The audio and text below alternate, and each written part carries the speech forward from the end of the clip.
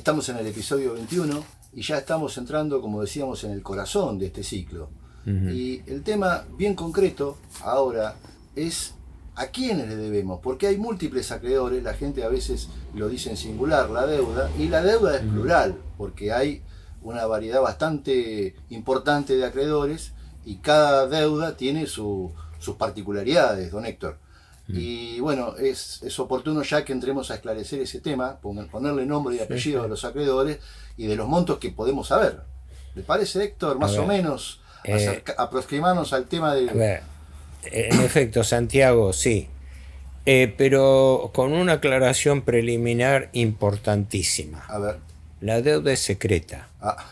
No conocemos a nuestros acreedores porque los gobiernos, todos los gobiernos, son cómplices de los acreedores manteniendo el anonimato de la titularidad de la deuda. Por eso lo sabemos por grandes rubros, pero no por nombre y apellido. Claro. ¿No?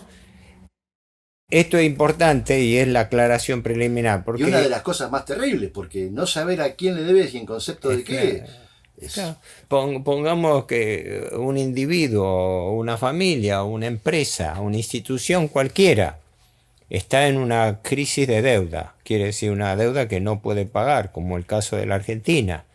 Y alguien viene y le pregunta, ¿y a quién le debe usted? No, yo le debo a una serie de acreedores. Pero dígame, ¿a quiénes son? Porque si no, ¿con quién negocia la Argentina? Claro. ¿Con quién negocia la Argentina? Cuando los funcionarios van y hablan con grandes grupos financieros de Wall Street. ¿Cuáles son los nombres y apellidos? Algunos trascienden indirectamente por la prensa, se sabe que BlackRock, pero hablar de BlackRock es el fondo de inversión más grande del mundo. Maneja activos por entre 7 y 9 billones de dólares y tienen plata metida en todos lados, pero eso no me explica a mí la titularidad de la deuda.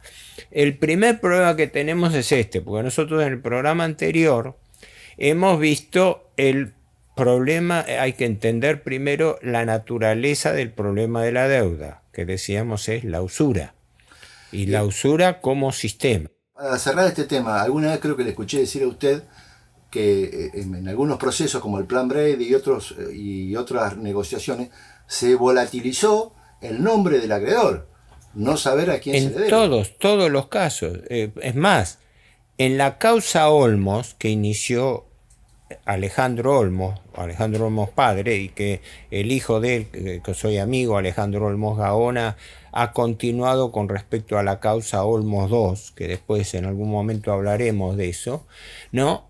En el expediente, que reúne en total, creo que son 45 cuerpos, de los cuales 36 son cuerpos principales, 6, 7 10 son anexos, etc. Dos parvas de expedientes de esta altura, ¿no? Hace un metro, no hay un censo de acreedores, que es lo que yo vengo diciendo en soledad hace años. Señores, lo primero que hay que hacer, si hubiera un gobierno que no fuese cómplice de los acreedores, ¿no? Lo primero que tiene que hacer es un censo de acreedores. ¿A quién? Señores, la Argentina, si no puede pagar, venga, preséntese, como en todo concurso de acreedores. Pongo el caso reciente de empresas como el caso de Vicentín, para poner un caso notorio, ¿no? Bueno, sí, debe 1.300 millones de dólares, pero se presentaron y bueno, empezó a aparecer quiénes son, que se puede saber. No, en la Argentina no. ¿Y en concepto de qué? Fundamentalmente porque la principal aclaración, me hiciste acordar, es esta. La deuda del Estado argentino, la deuda pública, es financiera, no es económica.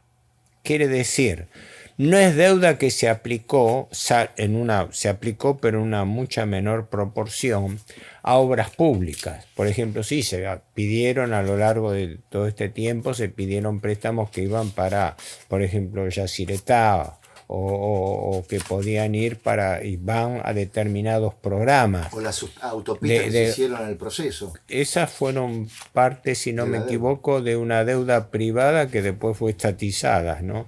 Porque ahí ahora no recuerdo bien los términos, pero es importante.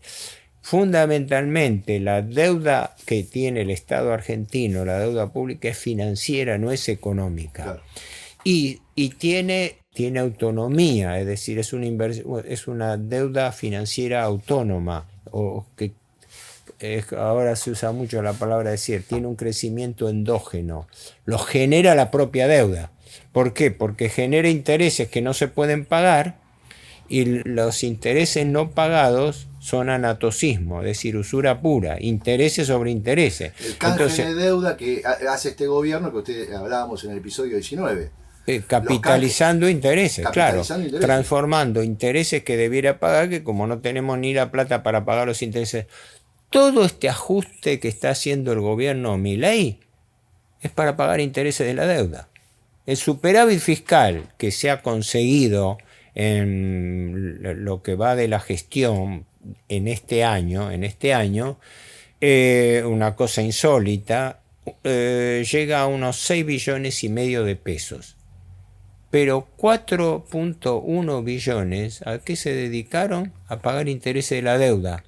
Y los 2 billones y pico restantes, 2,3 billones, no solamente se estarían aplicando también a pagar deudas con proveedores y acreedores financieros, sino que apareció la semana pasada, una información. La Argentina, extrañamente, compraría 1.500 millones de dólares para pagar intereses futuros en enero del año 2025. Comprarlos ahora para garantizarle que los acreedores usurarios financieros de Wall Street tengan depositados en el Bank of New York, en Estados Unidos, el dinero. ¿Me explico lo que estamos asistiendo? ¿Eso es de julio de este año? Esto es noticia del otro día, que no confundamos. Junio de este año es lo que el ejecutado, lo que el gobierno consiguió. El gobierno, bajándole las remuneraciones reales a la gente, las jubilaciones, los planes sociales, parando obras públicas en forma pirata, consiguió superávit fiscal. Eso está claro. 6,5 billones de pesos. ¿Pero para qué los dedicó? Para pagar intereses de la deuda. Es decir, este ajuste es para pagar intereses de la deuda, ni siquiera capital. Pero, los intereses que no se pagaron se consolidan en nueva deuda. Ahora, por eso. ¿Y qué pasa con el remanente de 2,3 billones que, digamos, bueno, tenemos plata para eso? Bueno, eso se está dedicando no solamente a pago de proveedores, ¿no? Como ocurre siempre, acreedores del Estado y gastos que tiene que afrontar adicionalmente, sino que por una noticia que trascendió los otros días, la Argentina va a hacer algo que considero insólito. Va con ese dinero en pesos, va a comprar dólares para tratar de reunir 1.500 millones de dólares que se van a depositar en el Bank of New York, en Estados Unidos, para garantizar el pago de intereses a los acreedores financieros de Wall Street en enero del 2025. O sea, estamos haciendo ajuste ahora para adelantar el depósito de los pagos de intereses que se tienen que hacer en enero del año que viene. Una cosa en principio absurda e insólita. Es decir, yo estoy ya apartando dinero, ¿para qué? Para poner ese dinero en garantía, en caución. Como está pasando incluso con esto del oro que enviaron. Sí. Que hoy tenía una charla sobre eso. Pero no nos apartemos porque si no hay muchísimo para hablar de esto. Bien. Entonces, primero, identificar el carácter secreto de la deuda. ¿Quiénes son nuestros acreedores? Por grandes rubros, y ojo, en todo esto me baso en datos oficiales. Cuando sean inferencia mía, lo aclaro. Pero estos son datos oficiales que cualquiera puede recabar en la página web del Ministerio de Economía, dentro de lo que hay como cifras generales. Va allí a Secretaría de Finanzas, están informes trimestrales, ahora salen también informes mensuales.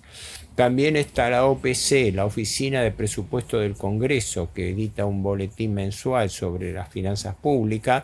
En números generales algo se puede saber. ¿Qué es lo que se sabe en términos generales?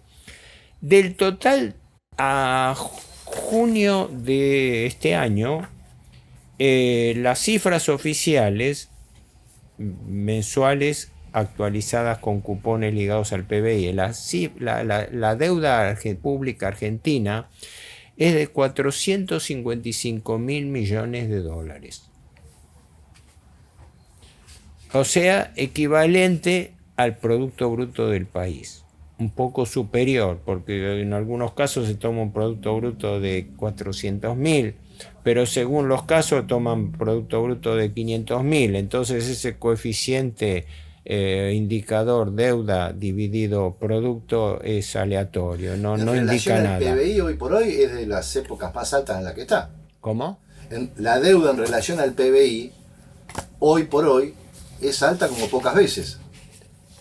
Sí, sigue siendo alta como pocas veces. Este informe que tengo acá es el último informe trimestral a marzo de este año, que es el que dicta el Ministerio de Economía, ¿no? Y según las cifras oficiales del Ministerio de Economía, la deuda bruta de la Administración Central sobre PBI es 130%. Es decir, la deuda es un 130%, es 30% superior al Producto Bruto, que es la riqueza que produce el país en un año. Altísimo. Estos son los números que se están dando. Ahora, ¿qué pasa con esto que decía yo de la información secreta? Hay tres grandes grupos de acreedores. ¿Quién es el principal acreedor de la Argentina? De esos 455.000 millones. Te hago una pregunta. ¿Quién te parece que puede ser? ¿Quién puede ser el principal acreedor del Estado argentino? Bonistas. No, el propio Estado argentino. El 46% de la deuda que tiene el Tesoro Nacional está contraído con organismos del propio Tesoro Nacional. ¿Quiénes son los principales acreedores que le prestan plata al Estado? El Banco Central, que emite dinero para prestarle al Estado, o que le compra títulos públicos emitiendo dinero. La ANSES, la plata de los jubilados. A los jubilados no le dan aumento, pero el 73% del Fondo de Garantía de Sustentabilidad de la ANSES está puesto en títulos públicos. O sea, mientras a los jubilados se les escamotea y se les aumenta debajo de la inflación, tiene allí el monto que es superior, si no me equivoco lo tengo por allí, es superior a los 40.000 millones de dólares que tiene el ANSES retenido. Pero ¿con qué destino? Ese Fondo de Garantía de Sustentabilidad es para atender las necesidades de los jubilados o para darle rentabilidad a los jubilados. ¿En qué está colocado ese dinero? En préstamos al Estado. Después, los bancos oficiales son acreedores del Estado, empezando por el Banco Nación, el BICE, los fondos fiduciarios, que son en realidad cajas independientes. Esto explica lo primero. Casi la mitad de la deuda pública está en manos del propio Estado. Es deuda intraestado, es deuda intrasector público. ¿Es deuda en pesos? En pesos y en dólares. Porque hay préstamos que se le dan al Estado por parte de organismos que se le dan en dólares también, ¿no? Esto es importantísimo señalarlo. La gente no sabe que el 46%, casi la mitad de la deuda, está en poder del propio Estado.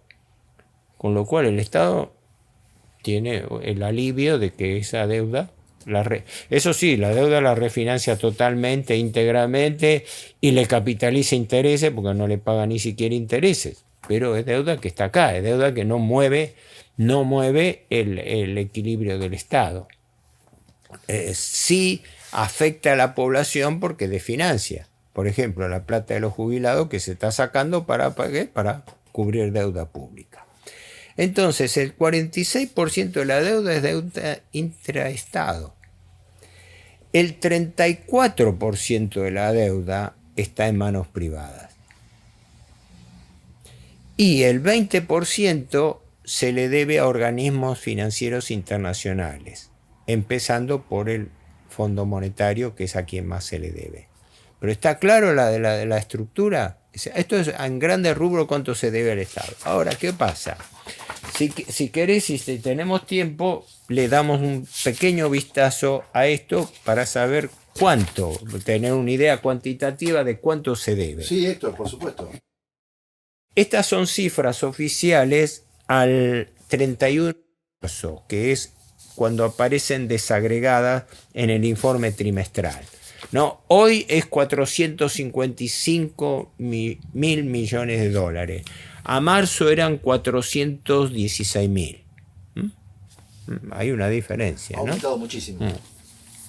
En este año la deuda del gobierno Milei ha aumentado unos 72 mil millones de dólares, a un promedio de 13 mil millones de dólares por mes. En un semestre. Hay que aclarar, después lo vamos a hacer oportunamente, que a su vez el gobierno Milei había licuado unos 50 mil millones de dólares en diciembre por la conversión cambiaria. De tal manera que si uno hace la cuenta neta, daría que el gobierno Milei hasta ahora ha aumentado la deuda en unos 20 mil millones de dólares, no 72 mil. Pero eso lo vamos a explicar en otro momento, no impide que el stock de deuda pesa sobre los valores reales. Y a marzo era 416 mil millones, hoy ya llega a 455. Y la mayoría se produce por indexación, por actualización de deuda. Entonces, ¿a quién se le debe? La primera forma en que está expresada la deuda es en bonos. Separemos para la gente lo que son bonos y lo que son letras. Los bonos son pagarés del Estado.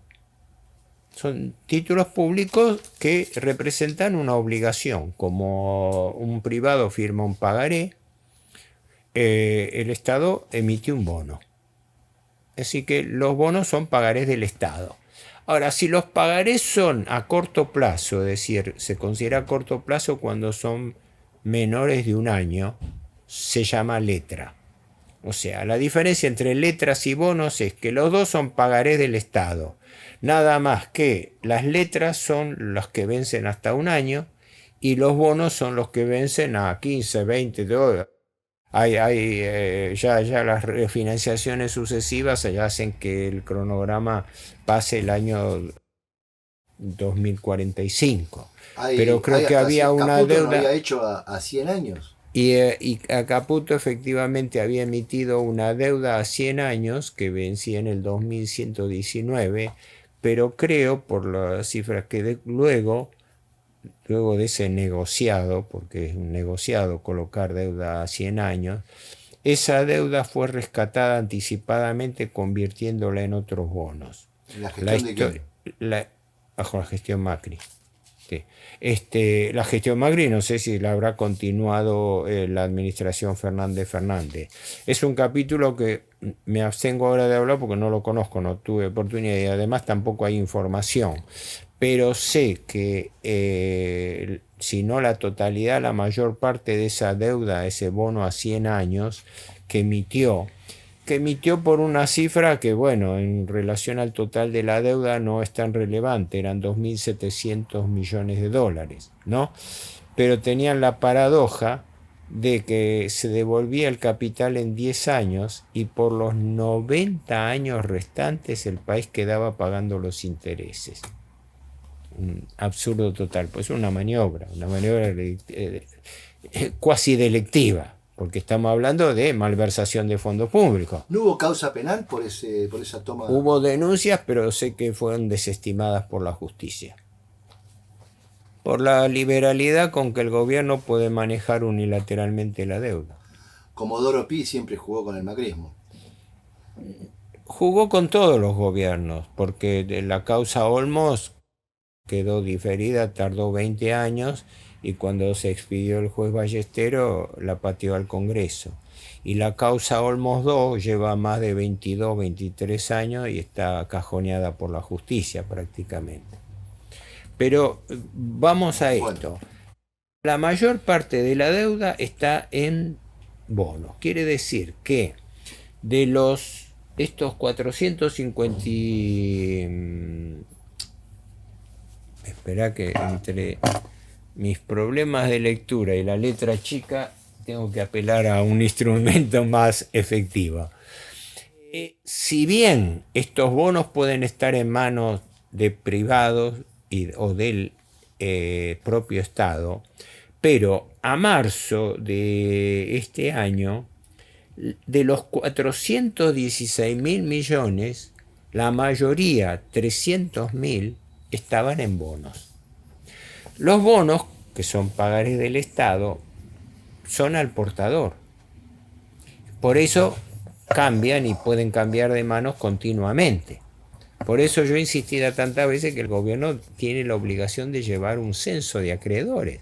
A ver a quién le estoy debiendo en este momento. básico. Porque no sabemos cómo está distribuida la titularidad de estos bonos. Claro. ¿No? Ni el gobierno lo explicita en ningún lado. Ni ha hecho nunca un censo de acreedores, como para saber quiénes son los dueños. Y la estructura va con bonos que tienen vencimientos que está colocando el gobierno a 15 días, letras a 15 días. Si vos no podés pagarlo hoy y pateás para adelante el vencimiento, renovando la deuda 15 días, dentro de 15 días la vas a volver a renovar, y así sucesivamente. Y el escalonamiento de los vencimientos es lo que muestra eso. Entonces, primero y principal, importante rubro, de los 416.000, y bueno, las 2/3 partes están en bonos. Y no sabemos quiénes son los titulares de los bonos, cómo está repartido, nada. Si están en manos, como están muchos, en manos del Banco Central. El Banco Central, según tengo yo acá, tiene títulos públicos en su poder, te digo, tiene títulos públicos en su poder por 72.000 millones de dólares. Solo el Banco Central, o sea, dentro de la deuda intraestado, dentro de estos 455.000 y dentro de estos 300.000 bonos, 72.000 los tiene el Banco Central. No sé cuánto, pero sé que los principales acreedores son, ya te digo, el ANSES y también el Banco Nación. El Banco Nación está para prestar para el desarrollo económico de la Argentina. No está para prestarle al Estado. Y el Estado usa el crédito público, absorbe el crédito público restándole capacidad al sector privado. Por eso provoca recesión, porque no hay crédito y no hay crédito barato. Y no hay crédito barato porque esto rige una lógica que yo digo. Esta es una premisa de Giuliano, que vengo a hacer yo. La usura ejercida sobre el Estado deviene así la usura del Estado sobre la población, sobre la economía y sobre el pueblo, ¿no? La usura sobre el Estado se transforma en usura desde el Estado, porque el gobierno tiene que pagar, es decir, es una cadena de efectos transmitidos. Después, el otro gran rubro de deuda es lo que se le debe a los organismos financieros internacionales, que esto es muy importante porque solamente en organismos internacionales se les deben 75.000 millones de dólares. Acá está la deuda del Fondo Monetario, que en este momento, como le prestó el Fondo Monetario a Macri, le desembolsó unos 45.000 millones de dólares, pero como gran parte se pagó en intereses, lo que se descontó de capital es bajo, y entonces en este momento la deuda con el Fondo Monetario Internacional, marzo de este año, es de unos 43.000 millones de dólares. O sea, la deuda de Macri todavía no la hemos podido pagar. La estamos pateando para adelante y el objetivo del gobierno es un nuevo acuerdo con el Fondo Monetario para bicicletearla. Pero eso quiere decir que la Argentina queda sujeta de esa manera a la supervisión y el condicionamiento del Fondo Monetario por 10 años, hasta el año 2034. Y eso lo hizo Macri y lo ratificó el gobierno Kirchner, con Massa a la cabeza, que hizo aprobar la ley de convalidación del préstamo de Macri por el Congreso de la Nación Argentina, tal como se lo exigía el Fondo Monetario. Dijo, ustedes me hacen ratificar esta obligación del Macri, que era objetable porque contravenía incluso el propio estatuto del Fondo Monetario, el artículo 6, que prohíbe prestar para que atender corridas cambiarias. ¿Qué es lo que hizo Caputo? Caputo era entonces presidente del Banco Central. La mayor parte del dinero que la Argentina pidió prestado al Fondo Monetario Internacional entraba por una ventanilla del Banco Central y se vendía con $1 atrasado a la gente. Un negocio. Un negociado. Y eso no solamente lo dijeron un montón de gente, yo me cansé también de repetirlo, sino que también lo denunció el entonces candidato Milei, llamándolo a Caputo, diciendo que había despilfarrado 15.000 millones de dólares del fondo malvendiéndolos en el mercado. Pero si el mismo Milei que ahora dice que Caputo es el mejor ministro de Economía de la historia argentina. Sí. En ese momento se había hecho una denuncia de que había trascendido que la propia esposa de Caputo había comprado dólares. Sí, Caputo y una serie de funcionarios, no solamente el gobierno Macri, sino exfuncionarios kirchneristas, figuraban en un trascendido de los compradores, porque creo que había una filtración de 850 compradores de dólares en el periodo que medió entre ese primer desembolso del fondo y el fin de año. Eso mismo era suficiente para una inhabilitación perpetua. Sí, hubo una denuncia al respecto, pero tampoco prosperó en la justicia. Claro. Pero por las dudas por tiempo. Quiere decir que 300.000 están en bonos y 75.000 en organismos internacionales. Al que más se le debe es al BID, que se le deben más de 16.000 millones de dólares. El BID, que ahora preside Ilan Golfán, que yo citaba en el otro programa, que había estado al frente del Fondo Monetario en el Departamento Hemisferio Occidental y había sido antes presidente del Banco Central de Brasil, de Israel, todo eso. Los préstamos del BID son en su mayoría préstamos para desarrollo de programas públicos. Pero hay un engaño con respecto a obras y programas públicos. Lo mismo que el Banco Mundial. El Banco Mundial es el tercer gran organismo. El primero es el fondo, con 43.000 millones. El segundo es el BID con 16 y el tercero es el Banco Mundial con 10.000 millones de dólares. El BID sería el que ha prestado más a la Argentina para desarrollo de obras públicas, aunque no todas son obras públicas. Y yo tengo una gran reserva con respecto a la necesidad de esos préstamos, porque, por ejemplo, gran parte de esos préstamos son para pagar obras que se hacen en pesos. Construir caminos rurales, puentes, obras de saneamiento de agua potable, etcétera.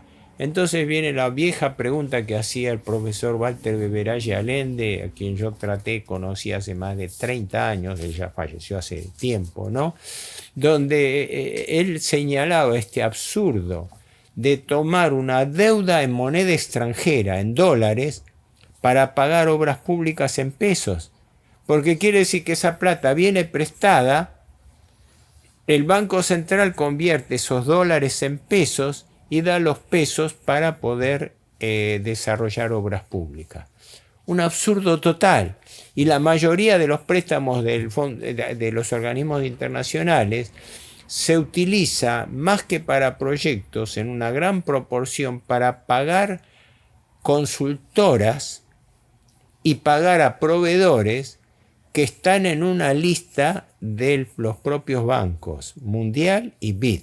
Quiere decir que ellos tienen la lista de contratistas propuestos. Cuando a la Argentina le prestan, la Argentina no puede decidir libremente a quién le presta. Tiene que elegir entre la lista de proveedores y acreedores y consultoras registradas en los organismos internacionales. El negocio perfecto. Negocio perfecto. Y además, en gran medida inútil. Por ejemplo, el Banco Mundial presta por programas. Y son programas que van para el desarrollo de la educación. Por ejemplo, el Banco Mundial financia aún hoy, si no me equivoco, el plan Jefes y Jefas de Hogar, lo que queda de ese préstamo, como otros préstamos asistenciales.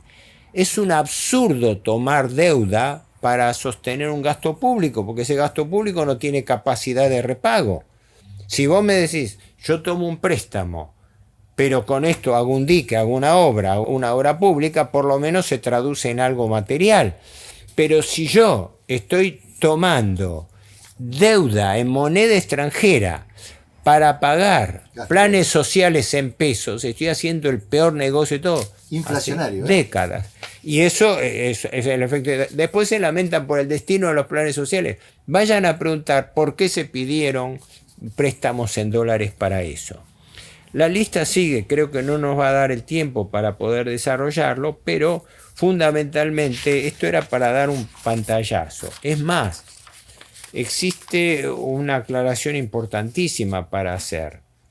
Esto es solamente deuda pública en cabeza del Estado central. Quiere decir en el gobierno nacional. Acá no está metida la deuda del Banco Central, que se computa aparte porque es una cuenta separada. No está metida la deuda de los organismos descentralizados de la nación, cualquiera sea, desde el INTA, no sé, hasta Administración de Puertos, etcétera. En la gestión de Macri, ¿no se autorizó a algunas provincias y hasta municipios a tomar deuda? No, por eso, ahí viene. No está metida la deuda de provincias y municipios. Claro. Las provincias en su conjunto hoy estarían debiendo entre 20 y 25 mil millones de dólares, ¿no? Y 10 de las provincias, por también estímulo de la administración Macri sobre todo, la tomaron en moneda extranjera. Por eso están colgadas de las decisiones del gobierno, porque según cuánto valga el dólar es lo que dependen estas provincias para pagar. Y lo que es un misterio, no está la deuda de los municipios. La gente no sabe eso, pero los municipios del país tienen deudas millonarias que no se conocen, ¿no? Hace años yo pasaba una revista, esto lo que entonces debía la Corrientes Capital, no la provincia. Lo que debía la ciudad de Mendoza. Rosario.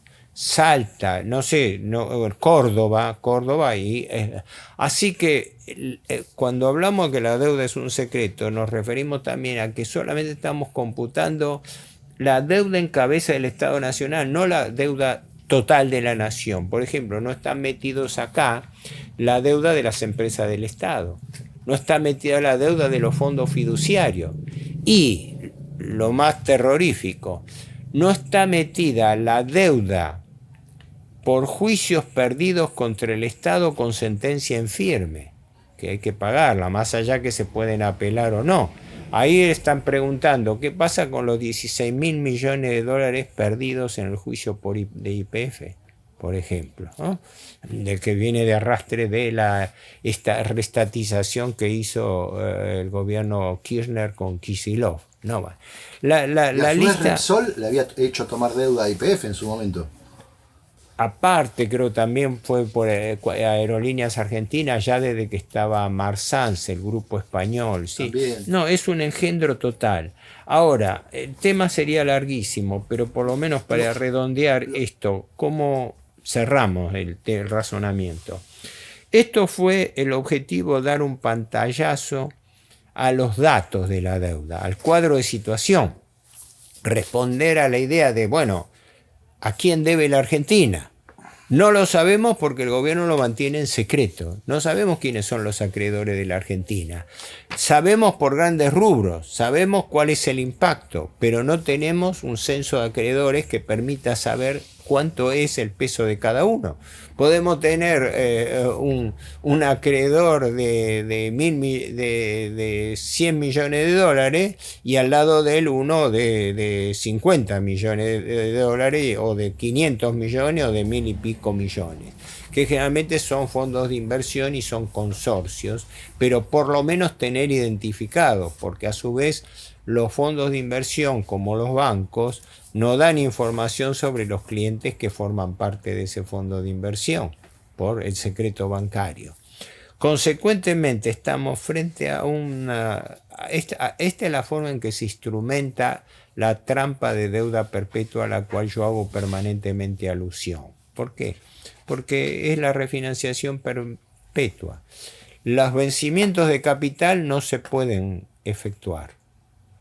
En consecuencia, la totalidad de la deuda por capital se refinancia a costa de seguir pagando cada vez más intereses.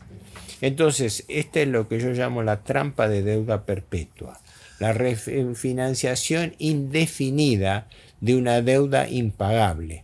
Es la lógica de la usura operativa. Esto que antes decíamos al comienzo, ¿viste? Cuando hablamos sobre el concepto, la naturaleza y alcance de la deuda, que estos datos no se entienden si no se entiende la lógica. Entonces, ¿cómo es el asunto? ¿Alguien se endeuda sin capacidad de repago alegremente y luego vive refinanciando deuda? Y cada vez que nos refinancian deuda todavía nos ponemos contentos diciendo sí, es un país exitoso, ¿ven? Porque nos tienen confianza, nos renuevan la deuda. Claro, mientras seamos pagadores seriales y mientras nos sigamos endeudando permanentemente, los acreedores que hacen el negocio a costa del Estado argentino van a estar contentos, nos van a felicitar, nos van a, digamos... A felicitar. Clarísimo, Héctor. Y está claro que las cadenas que nos atrapan son cada vez más fuertes y más rígidas. De todos modos, en el próximo programa vamos a darle una vuelta de rosca a esto y también ver por dónde sale este dinero, digamos, cómo incide en el presupuesto. Lo que tenemos que ver es, claro, la incidencia de esto en el presupuesto. En el presupuesto, en el gasto corriente. Esta es la deuda. Ahora después va a ver el chiste de cómo eso se refleja en el presupuesto y por qué el plan de ajuste consiste justamente en producir ahorros forzosos a costa de la gente para poder pagar servicios de la deuda. Exactamente, cómo incide en el gasto público. Es la trampa de endeudamiento perpetuo en operación. Héctor, millón de gracias, nos vemos la próxima. Igualmente, suerte.